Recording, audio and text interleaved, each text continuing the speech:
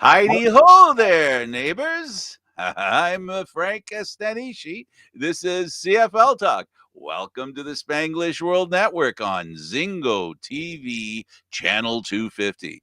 Please remember to download the Zingo TV app at the respective app stores for iOS and Android devices. While you download the app, make sure you rate and leave a comment. Both apps are absolutely free. Zingo TV is available on Google Chromecast, Amazon Fire, Fire TV sticks, Roku sticks, and also on all smart TVs 2016 forward. Now, joining me on CFL Talk on this beautiful Monday night, the one, the only, Sportsnet's own David Morassutti, the suit. Oh, wait, there's already somebody on TV that has that name, that nickname. Yeah, I was going to say I'm going to get trademarked here. Thanks for that one, Frank. Oh, no, I know what to call you.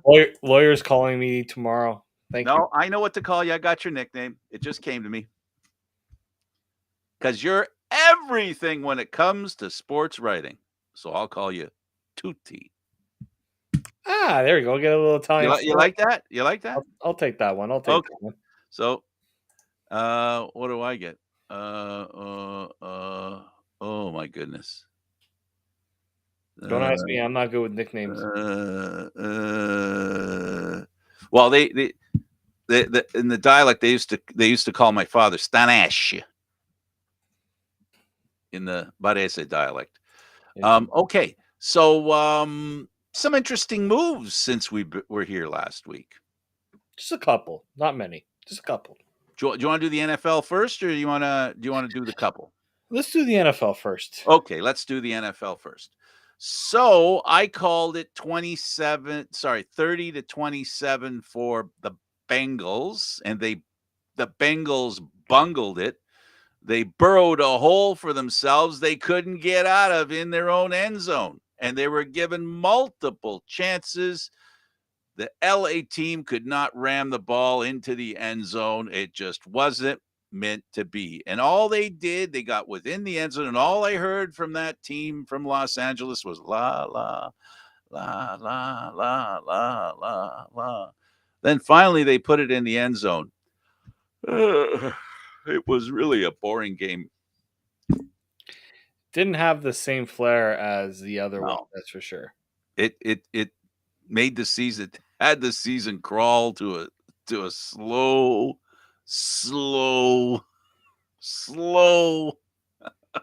It was a typical what we're accustomed to in NFL games.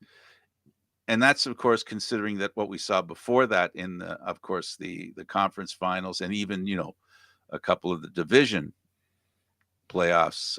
The excitement was palpable here. Not so much, but really, this is one of those times, David, I think, where we see the old axiom where they say offenses sell tickets, defenses win championships. Yeah, no, and that's where I thought the LA had the clear advantage, because that was a defense capable of making the plays to win a championship.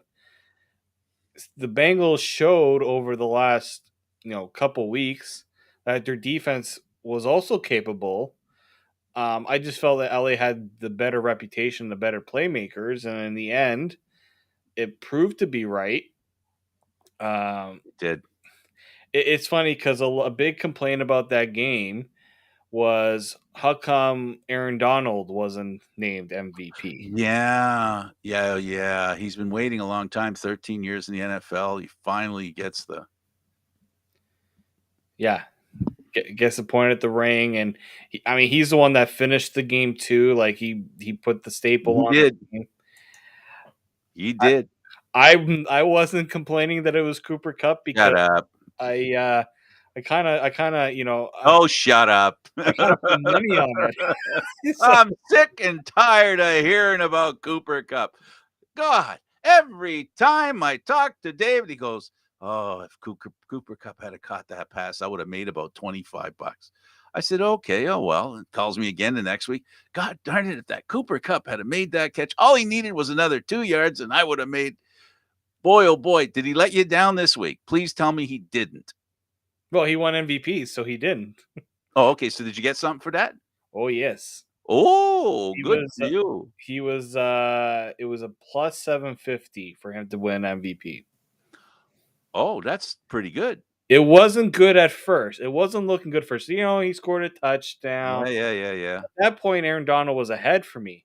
But then he got that second touchdown when he was getting penalized every third play because the Bengals didn't know how to cover him. Yeah. And The officiating, well, go ahead. They didn't know how to the cover. I don't officiating want to was interrupt you. I didn't typical. want to interrupt you. Go ahead. Get But on. what I will say about Cooper Cup is they were comparing his postseason to Larry Fitzgerald when Larry Fitzgerald took the Arizona Cardinals to the Super Bowl. Very comparable in terms of production, but through a whole season, this is Yeah, that's where I'm. arguably the most dominant season you've ever seen from a receiver. Yeah, and it would have been. It is hard. It is hard to beat a quarterback in that category. Even a running back has more. Well, at least in the old days, I don't know, but any running backs don't have the same respect they used to have back in the day. Um, yeah, no, he has been a marvel throughout the whole playoffs. And he made, it's not the yardage, it's not the amount of touchdowns, it is the plays he makes when his team really needs them. We talk about great players and most valuable players and players, era players. We talk about how great the elite players are, and this guy does what every great player needs to do, and that is make the big play at the big time. Like, why is Franco Harris known? The immaculate for reception, right? So, I don't know if there's going to be a nickname for that last reception, but I think it'll have something to do with stubbornness because that football did not want to go in the end zone. You know, I felt bad for the Bengals in a way because they I expected a little bit more out of them, especially Jamar Chase. Oh, He had that one incredible catch in the first half that kind of kick-started things for them, and then it did. They went away from that. I understand Jalen Ramsey. He got screwed in that first touchdown, by the way, just in case anyone. you talking about the yank? Yep, clear yank. Look like the play we saw with the Argos this year, Oh yeah, right? It's the same play. Grab the helmet. a little. Oh, he went, but people thought he got beat. And when he didn't get beat, he got pulled down. Yeah, Not yeah. allowed to do that. Replay showed that. But at the beginning, during the play, looking from the quarterback's vantage point, you didn't see it as much, right? Yeah, but I think where the Bengals really missed out was on those one-on-one opportunities where you get Jamar Chase single with Jalen Ramsey, and that's a totally different story.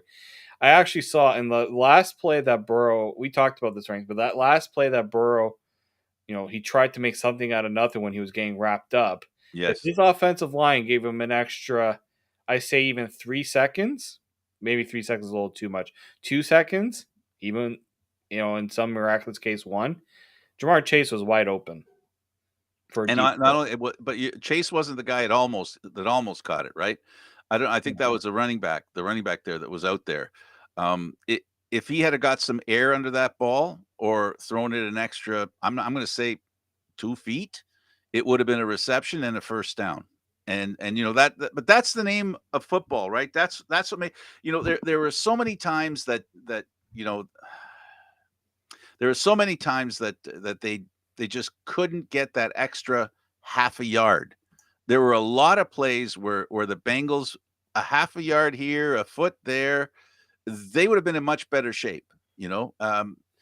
But still, there's no excuse here. The LA Rams won fair and square. Yeah, they had a bad call against them. They got lucky in a couple of calls. But you know what?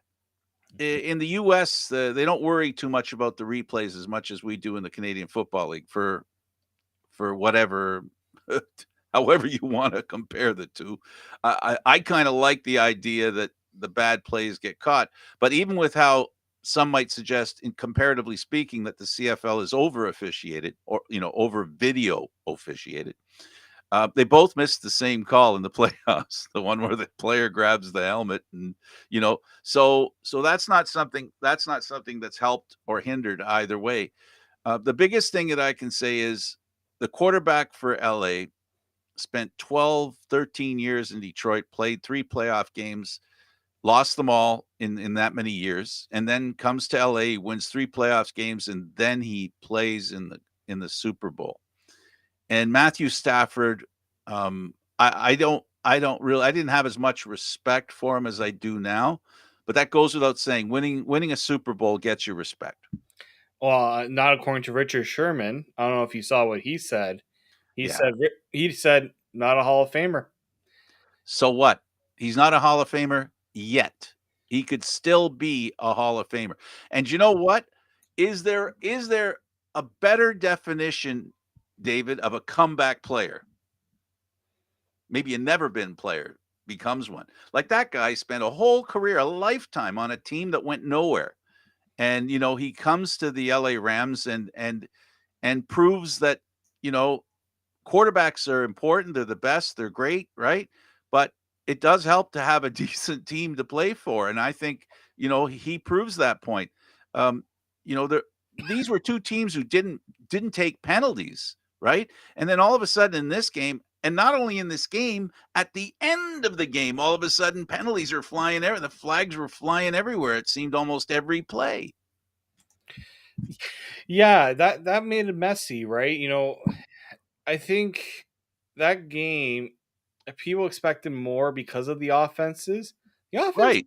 were hitting it. We're missing on a lot of plays. Like, I felt like there was I expected a little bit more out of both teams. I expected more actually out of the Rams than I did the Bengals. I feel like the Bengals offense is getting there, but it wasn't there yet. The Rams, I mean, what they did against the Bucks, I expected a little bit more out of them. But this was a game I think both coaches didn't want to push the envelope too much. They didn't want to make the gutsy play call that would come back to bite them, right? They made one. One got made, and it did come back to bite them. It did. The interception, right? In the end zone. Yeah. But other than like there wasn't really like that, there was some suspect play calling, but it wasn't like one play that ruined the game for one team. No, no, no. And a lot of credit has to go to the defenses, Yeah. even, you know, I gotta say that our defensive friends who saw that game are probably throwing stuff at the TV because some of those penalties, if you're a defender, if you're a DB or spent any time being a DB, I saw beautiful defensive technique that was called for holding. And it really wasn't holding. Yeah, there was like, it wasn't a grab. He was just making sure he had the guys. He knew where the body was, so that when he was looking this is what I saw. I'm not a defensive back. I pro ball, never played pro ball, so I'm just looking at what I've learned watching what I like to say as closely as I can, where you have the body of the player in your hands, but you're not really holding him. You just want to look at the ball and you want to make sure that when he moves, it's the ball's coming, you know where he is, and you make sure he doesn't, that last second when the ball's coming, loses you. So I saw a couple of penalties like that at the end, which I didn't like. I don't know if it's my inner defender, but I thought the defenders there played really well, and that to me is why the offenses, didn't really look that good. They weren't given much. They weren't given much at all. The bend not break thing. They bent over backwards, both defenses, and never Yeah. mind Donald. I mean, that's the thing, right? I think when you look at the way that, how both teams got there, right? Yes, You yes, know, Cincinnati for the what gave me pause, and when everybody, with the 3-on-1 in that interview with, uh, with Trevor Harris, everyone picking the Bengals. The main reason why I picked the Rams wasn't even for their offense; it was for their defense. Like this, that was the reason why I gave them the edge. Right, the offense put them over the top, but it was their defense that I was like, they got that offensive line for Cincinnati was vulnerable.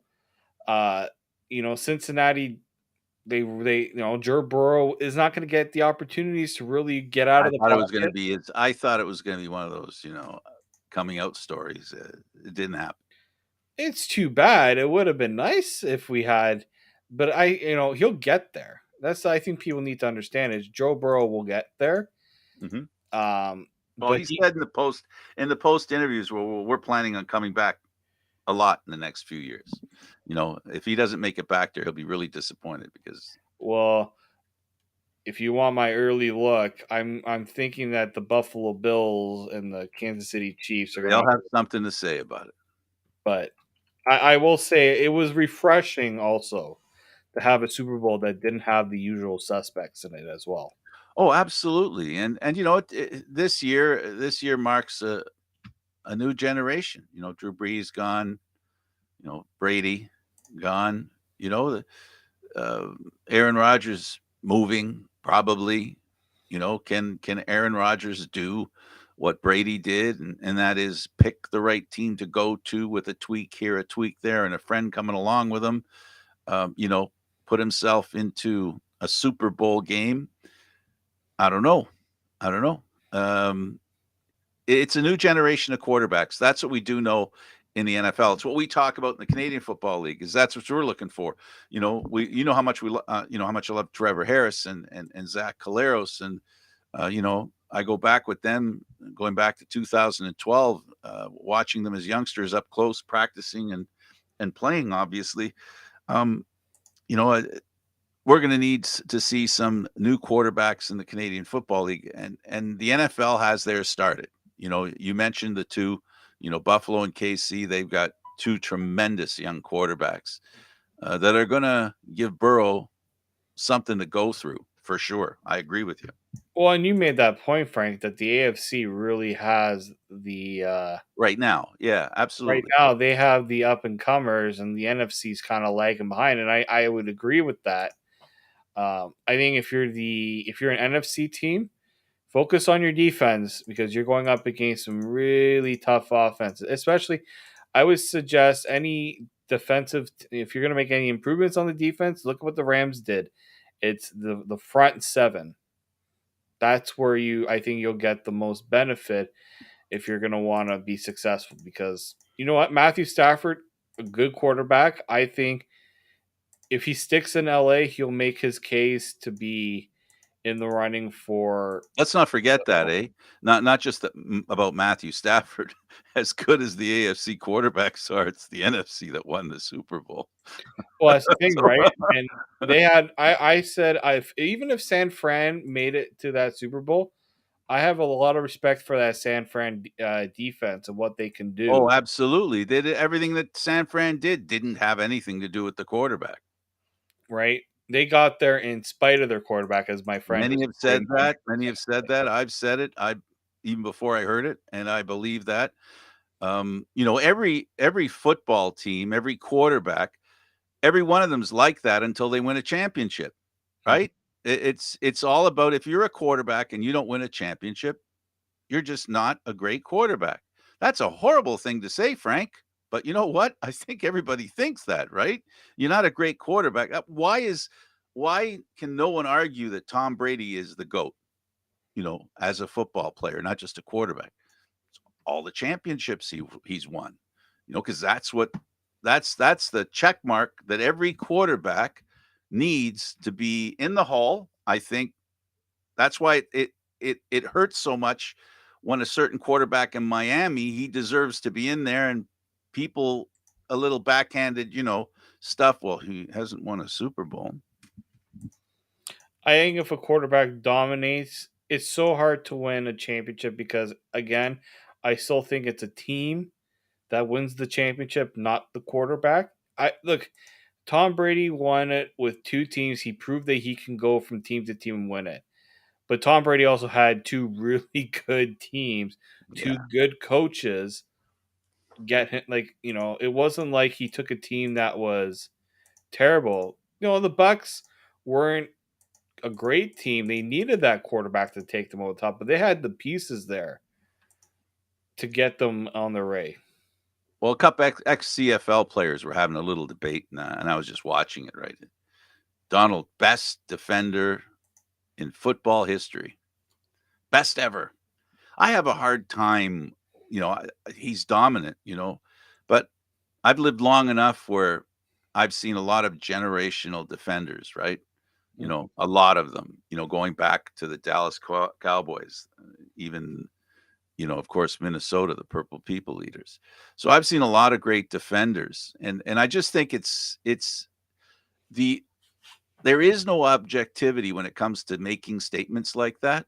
It's all subjective. Recency bias as well plays Yeah, into it. absolutely. That's the subjectivity that is the problem. I think about, like, Aaron Donald is a phenomenal player.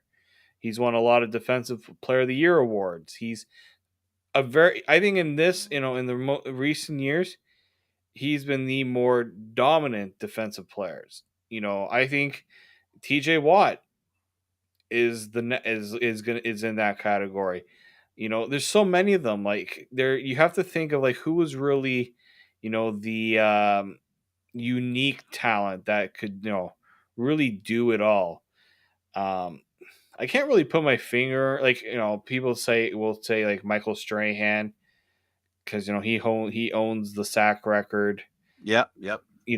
There's a lot of that, but I think, like, if it's just really hard, because I guarantee if Aaron Donald never won this Super Bowl, if he did not win, Oh, I don't know if people are gonna be, as you say, same with the quarterback. I don't know if you're gonna give Aaron Donald the same amount of praise. I always thought Aaron Donald was dominant, but I don't know if people were ready to give him this level of fame. yeah, no, no, that's a given.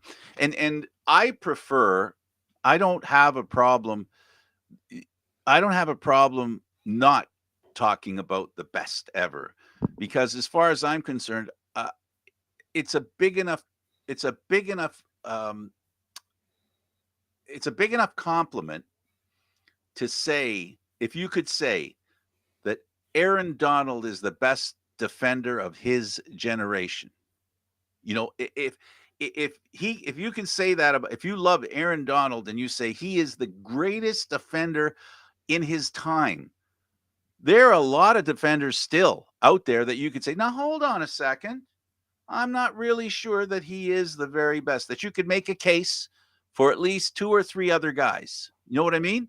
So there's no shame, and you're not shortchanging Donald by not discussing it over time. You can discuss it over time, but then it becomes subjective, not objective. So it's easy to pick one, but to really, how do you prove that Aaron Donald's better than Lawrence Taylor? Well, you put statistics beside each other, and then what happens? As a statistical guy, that, oh well, when Lawrence Taylor was a defender, and you get into all these factors. Mhm. So now what happens? Like I said, it becomes subjective, not objective. But objectively, Donald winning a championship brings him high in the class of defenders of his generation, of this generation.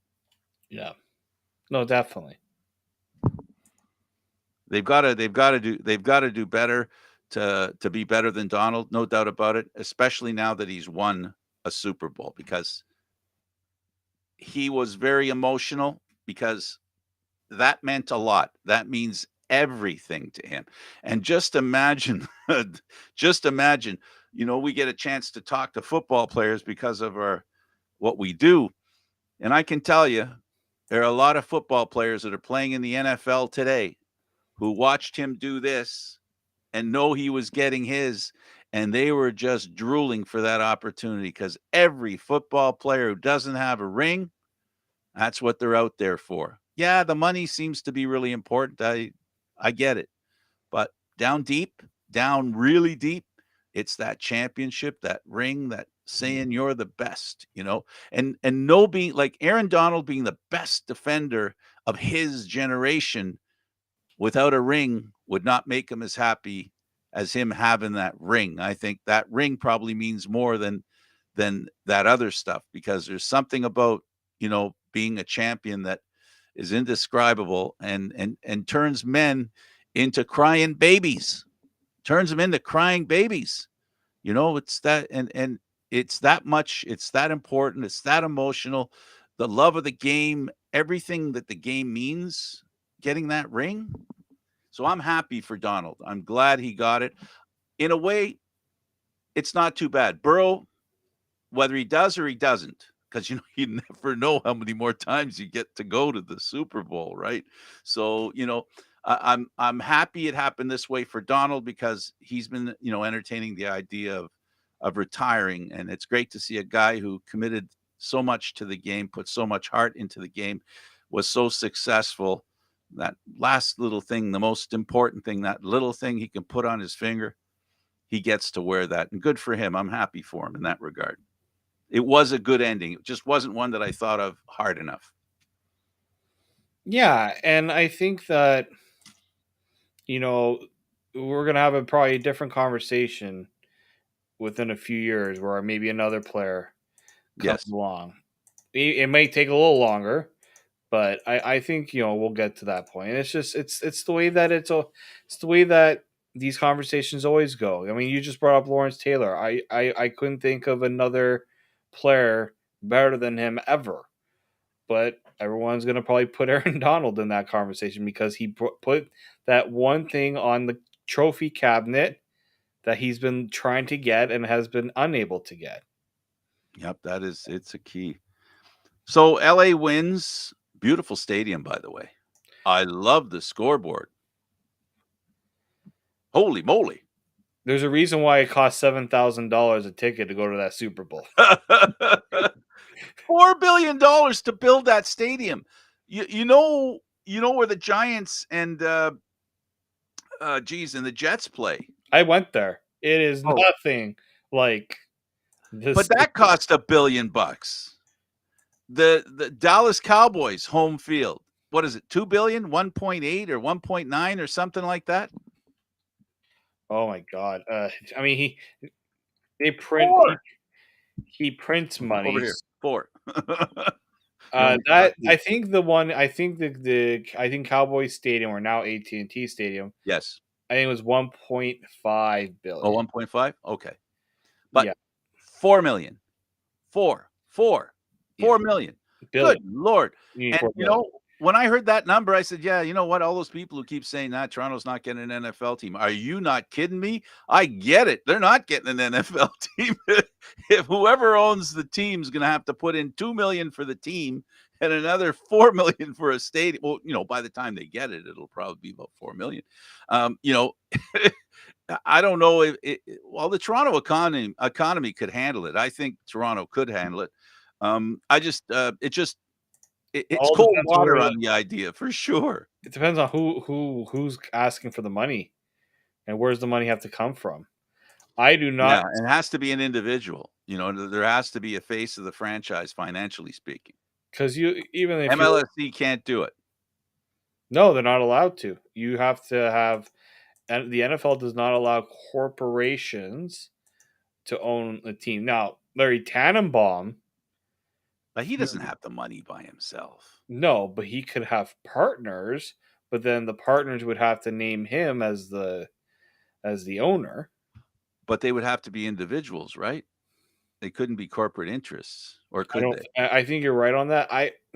This goes well beyond kind of the. Yeah. Well, there's like But I do know. Yeah, the reason why the Bills were always looking at like if the Bills were going to come to Toronto, there's a reason why John Bon Jovi's name came yeah. into the ownership running, right? It He was wanted he wanted to be the face of the franchise. right. There's a reason why it's the Pagula family who Yes. have that own the Bills Right. because they have the wealth to do it, and they also have other sports interests on top of now they have the Sabres and the Bills. So yeah, Right. it's just the cost and how big they have to be. And now it's not just a stadium; you need everything around it, right? It's a whole complex. It's a community. Yeah. That's really what it is. And so the question arises, Anyway, this is a good segue. So now having figured out that Toronto not getting an NFL team has been hammered into my head a little deeper. I guess it's important that the Argos work out. And I guess what they did this week, it's been a while since they've had the kind of star power imported to the team, like Andrew Harris last week, and now Brandon Banks this week. Two guys that wear the three letters proudly, and no one can doubt that these are guys who historically have been MVPs, MOPs, all the P's you want them, all the P's you want them to be. I don't know if this will move the needle attendance wise. You know what?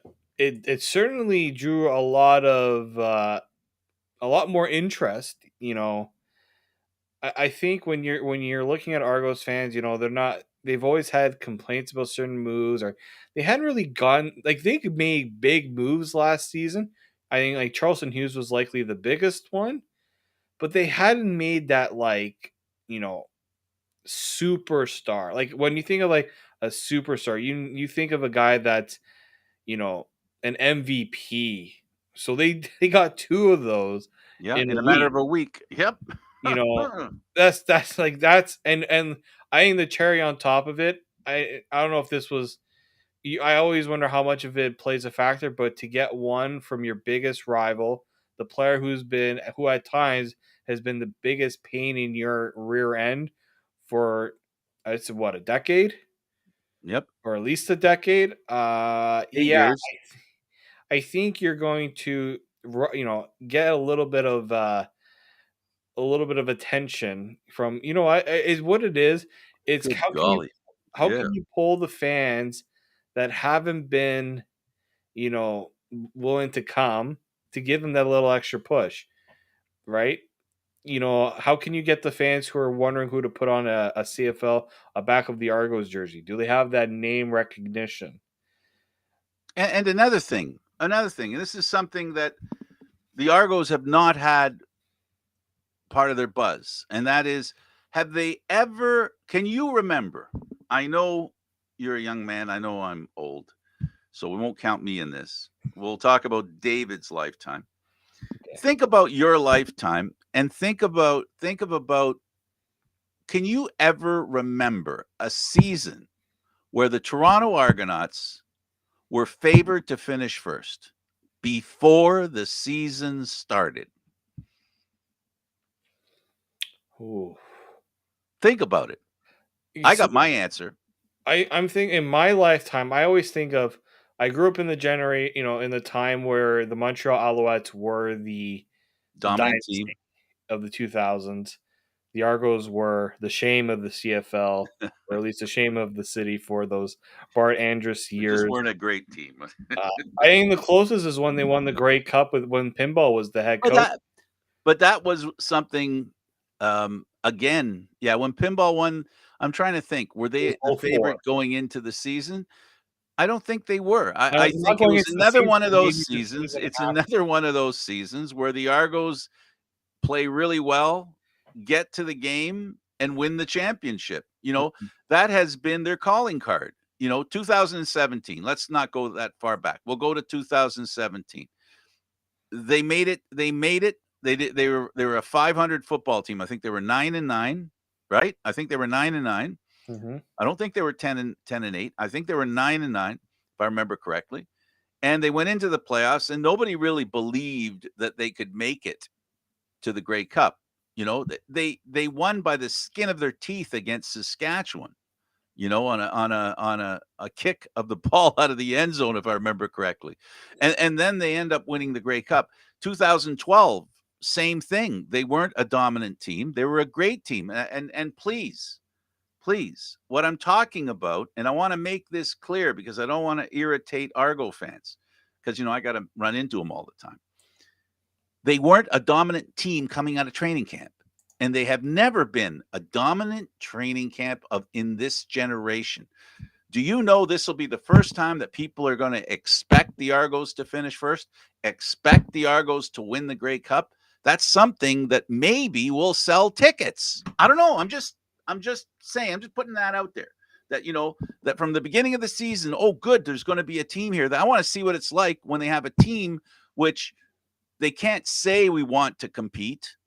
They can't just say they want to compete. They can't just say we'll be competitive. They will look like a team that will win. That's who the Argos have a chance of being. And I'm dying to see how Toronto sports fans react to that dynamic, one that I don't think they've had in a very long time, So not since Rocket Ishmael. yeah. So funny enough, if you're looking at I'm on Bodog right now. Okay. This is I don't know if it's been updated yet, but they're tied for set. They're like the Blue Bombers are favored to win the Grey Cup, plus Right. 200. Then it's like a three-way tie between Hamilton, Saskatchewan, and Toronto That's for good. this. So the question I have here is, does that change? I don't think it's change. I don't think people are ready to go all in on the Argos, and the reason, and I hate, and an Argos fan's gonna, some are gonna agree with me, and some are gonna fight this. It's the one position that has. Oh gosh. Oh, of course. This is like them or hate them. This is the like them or hate them part of This the program. this is it. A lot of people like McLeod Bethel Thompson. Frank, you and I have had, We love them. we see a different side of him that even some fans don't see. Fans are starting to see a little bit more of it the more that he's able to get himself out there. But Delivering is the issue. it's he can do. People can say all they want about what he does on the field, off the field, and how the teammates love him. At the end of the day, when you're asking the odds makers, are you going to put money on the Argos to be the top team? They're going to say, who's their quarterback? Yeah. And you know what? Our guest last week, Trevor Harris, he exemplified the topic that we're talking about right now. The subject matter. He said, I know people don't think I'm a great quarterback because I haven't won a championship. Right? I haven't won in the playoffs. I've won, right? So I don't think Bethel Thompson's any different than Trevor Harris. McLeod Bethel Thompson. Sorry, I should say all three names out of respect. Is no different than Trevor Harris. Trust me, he's a very proud guy. Why do you think he pushed that cameraman? Why do you think he did something that, to me, in my mind, right here and heart, is not something that he would do? That's how hard he took that loss. So, these are human beings who care. But having said that, I care too.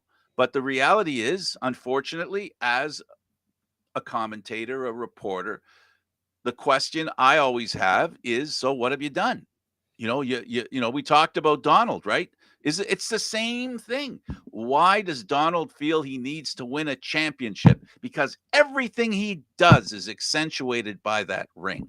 Without that ring, everything he's done means less. I was going to say meaningless, but it's not meaningless. It just doesn't mean as much. On top of that, if you ask Aaron Donald if he never won that Super Bowl and he were to retire, he will say, no, I think I had a good career, but it wasn't to what I wanted because he wanted that Super Bowl.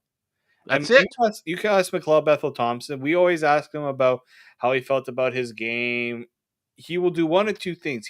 He always talk about a teammate and how they did because that's the type of person he is. But it's always about the winning that, getting the job done. That's the most important thing to him. I think that's something that doesn't get talked enough about him. Like he's someone that really wants to do it because he knows that's what his biggest what's the word I'm looking for? Detractors. Yeah, like those who his biggest critics. That's the one thing they can always hang on him. Yeah, and He that's has the one no. that hurts. That's the one that he wears. That's the one that's the hardest suit to take off. Yeah. It's the hardest smell to get off your body because it really stinks. I want to be a winner. I don't want to be the guy who can't win. And notice I'm not using another word because I don't believe in that word because it's a team sport. And look, they just added a guy who also has that label, who's Absolutely. really worn that label maybe more than people think he should. He hadn't been so many times. How many times Brandon Banks won the Hamilton, Tiger Cats a Grey Cup until it got taken away by a penalty. Absolutely. Imagine, And it affected that sensitive young man in a way that no one should be affected. I always wonder where Brandon Banks and the Hamilton team would be if that penalty never happened. It's a whole different life. I think right now Hamilton fans are are preparing their pitchforks and He had a legitimate beef. I said it then, I say it now. Um, but you know what? It's what sports are all about, right? I mean, you could make that catch, but the ball gets tipped. It's that's Aaron Donald was a hero because he made a good play, right? And he made a good play at the very last play of the game. Boy, he must feel good. I mean, when he the relief that he had of getting that ring and to know that he had a lot to do with it. That's what Brandon Banks was denied. And the next year he had another call that was questionable that I questioned. But he's a young man who's been hard luck is the best way to describe it. And I think Brandon Banks coming to Toronto, we're going to get a chance to talk to him tomorrow. In the press conference, and I got to tell you, David, he's in the right place because I think there's a guy in the organization here with the Argos who can speak to Brandon Banks in a way that Brandon will understand. And the guy I'm talking about, you know who I'm talking about, Pinball Clemens, will get in his ear, will get in his mind, and will get in his heart, and his body will belong to the Toronto Argonauts and football, and he will play his best football. That's what I'm predicting because Pinball Clemens is going to inspire him to forget the past and look ahead toward the future and imagine winning a championship.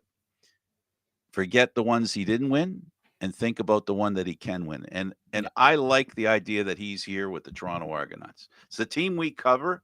I think it's going to be a great story if he can do it. If Brandon Banks can be effective this season, be a part of becoming one of the reasons why the Argos make it to the Grey Cup and maybe win it, along with Harris, give McLeod Bethel Thompson a chance to make some of the plays that he hasn't made till now. Mhm. You know, um, it's going to be interesting. Am I pulling for Toronto? Of course I am. It's a team I cover. It's the local team. Great to follow the team and watch a championship be born. I've had a chance to see that a few times. I was in the locker room when they won the championship in 2017. I was in the locker room in 2019 when Winnipeg won the championship. And I got to tell you, watching grown men act like children in a positive way is one of the most enjoyable things to see because we spend so much time negative stuff happening in life. Needless to say, the crap that we've gone through the past couple of years. It's just an honor to be a part of that. And it would be a big honor to watch this kid, basically get what he earned a long time ago, and that is a championship. More than it be with the Argonauts, I'd like to see it happen for Brandon Banks. I don't know if we have any Hamilton Tiger Cats fans watching the show. I don't know if any of them have thrown up at any point of this conversation. I would like to know from them if, and this is an if, I'm not, if the Argos and Brandon Banks were to make it to the Grey Cup, are you cheering for the Argos to win? How far does your loyalty go? Your hatred for the Argos go? Would Oh you my cheer against gosh. Brandon Banks winning that title? Uh, And let's say they don't want to answer that question. How about this question? How about if I ask this question? Would you have a tiny little smile in your heart watching Brandon Banks, being a Cat fan, finally lift that trophy, knowing what Brandon went through, knowing yourself as a Cat fan, how you were denied at least once an opportunity to win a championship on a call that shouldn't have happened? And you get to see the guy who was literally at the front line of that bad break actually lift the trophy. I think there'll be a couple of Cat fans that they won't brag about it. Some of them might actually post it and say, I'm happy for Brandon Banks because they know what he's been through. And what I like about CFL football fans is, um, as brutal as Cat fans can be, some, I know how big a heart most of them have and how kind they are and how much they care about their players. So to answer your question, I think it will happen. It'd be very very interesting because I think it's just one of the you see it, you've seen it at times. I mean, look, we've seen Argos players move on to other teams, and We've interviewed them at the Grey Cup. right, not to the same extent that uh, maybe Hamilton fans have been through, but every I always wonder with Saskatchewan, would they cheer for Blue Bomber? Were Saskatchewan fans happy to see Zach Claros win that Grey Cup, knowing what It's a he good went through, question. right? Yeah, that's something I think doesn't get talked about that much, right? We, Well, we're not there. I think I'm trying to remember the first Grey Cup.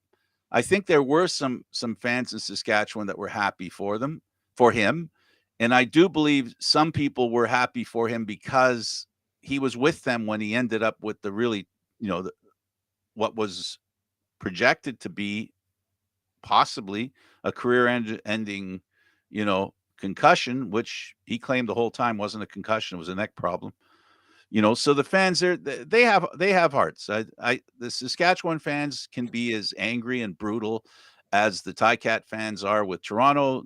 The Saskatchewan fans in Winnipeg, they go after each other equally. So when you talk about a Saskatchewan player winning a Grey Cup in Winnipeg, you're more than it's more than appropriate for you to suggest that maybe there's not a lot of support for that in Saskatchewan.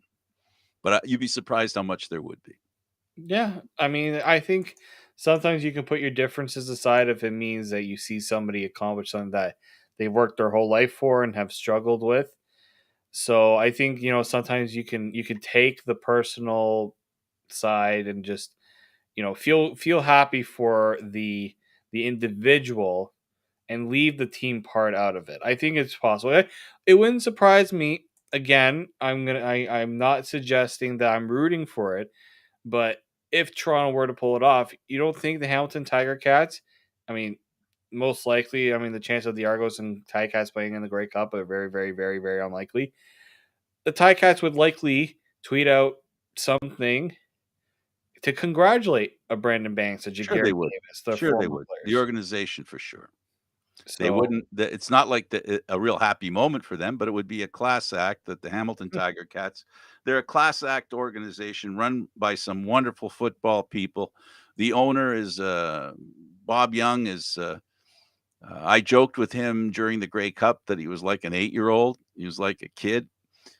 He behaved like a young boy in his celebration of having the Grey Cup there. His enthusiasm was incredible. Listen, don't get it wrong. He was not happy with the way the Grey Cup ended. I wasn't there when they lost. I wasn't beside him. So, but I can tell you, these people, they love their football and they love their Hamilton Tiger Cats. And I think they have that love of the Cats. I think extends beyond the players that go to other teams. I think they still care about those players. There's a lot of number 16s yeah. in Hamilton. That's the other thing too, right? How many have bought? This was a player that we talk about CFL fans really saying I have a hard time buying a jersey. Hamilton Tiger Cats fans have been spoiled to have Oh, a guy like Brandon Banks, absolutely. Jeremiah Mazzoli, um, you Yeah. know, Simone Lawrence. Even in Winnipeg with Andrew Harris. You don't think Winnipeg fans were equally upset to see Andrew Harris leave? And You to accentuate the point you're making, to have CFL players that are really good staying with the team. Sorry, for a Yeah. prolonged period. I want to make sure people understand that that's the point you're trying to make. We're also at the point of the show I want to make sure we don't leave anything out because I know we only have a few minutes left. Yeah, yeah, it's true. Well, I just wanted to make sure your point was Yeah, no, for sure. because these are players who have been at the center of the hopes and aspirations of their teams. Harris in Winnipeg, you know, Brandon Banks in in Hamilton. Dylan Wynn came from Toronto, but he was only here for a short time. But then there's a pretty good player there that re-signed with him. That was an Argo for a long time, and he went there. There's a coach of Winnipeg that was a Hamilton Tiger Cat, and he was a proud Tiger Cat, and he'd never leave, and he went to the Argos. So it's happened before. So Many it's not like it's never happened. The QEW it runs in both directions. As much as both sides don't like when it the specific lane out of town, they're not big fans of that. hey, None of them, but it is part of the game. hey, look at Alden Darby. I don't know if he'd ever say he'd play for the Hamilton Tiger Cats, but he's going there. Yep. You know, it's when you only have 9 teams, and some players like to have some sort of familiarity. Being able to play in Hamilton is actually an advantage because you're close to Toronto. So if you like the area of Toronto, you're at least close by. And I'm sure Brandon Banks will like the fact that he can go to Toronto. The Toronto. airport, proximity to the U.S. You could drive to the U.S. A lot of the U.S. is accessible from the metropolitan Toronto, Southern Ontario area, that Yep. QEW. In fact, Hamilton is closer to the US than Toronto, so an hour, but, still closer. If you're playing in Winnipeg or Saskatchewan or Calgary or Edmonton, it's a little longer drive, to get to your hometown. So basically, yeah, it's a big deal. We're lucky here in Southern Ontario, that we have those two teams, and Ottawa's not that far away, and Montreal is just another touch away from that. Here in the East Division, we're very fortunate because if we want to go watch a game anywhere in the Eastern Division, it's no more than a 6-hour drive, five That's hour the drive, most. right? That's the maximum. Right. So it's less than we'll say a 6-hour drive from Hamilton to Montreal. That's when you consider to go from Calgary to Edmonton is is a clip, and then never mind everywhere else. Oh yeah, Winnipeg and Saskatchewan. Now you're getting into 12 hours. It's a not an easy drive. And if you're an American and you want to go down south, it's about getting on an airplane and stuff. So it's a very enjoyable experience for us here. We don't realize how lucky we are when it comes to being fans of the CFL and access to the four teams, in this country in the East. So definitely. it's a privilege to have those teams around here. So I'm dying to see if tickets start to sell. If the Argos figure out a way how to promote it, that's the next thing I want to see. I want to see how good they are at selling tickets. They've got the players to do it now. Yep, and they won't have the COVID restrictions. I mean, cross our fingers, knock on wood. The COVID won't be an excuse. Hopefully, this time around either. Yeah, yeah. And we've said it seems like the common thread every season is, well, I don't know how we're going to be affected by all the bad things that happened last year or the year before that or the year before that or the 6 years. You know what I mean? There's so much bad to overcome for the Toronto Argonauts. Hopefully, this is a good sign. And finally, their plan is to bring some high profile players in here, and let's hope it works out because there's nothing I want more than to see BMO filled. Well, and hopefully next week, I guess we'll talk because I know we're out of time. Next week, we'll talk about the other. I forgot the other edition they made. That Kelly. yeah, we'll talk about that one next week because I do want to get into that. Absolutely. So former Buffalo Bills nephew. Thanks, David. Thank you, Frank.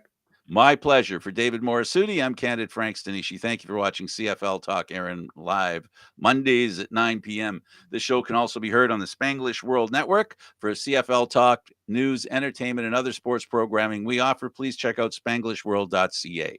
Spanglish World. Watch it, hear it, read it, download it, and live it. Thanks for watching, everybody. Until next time.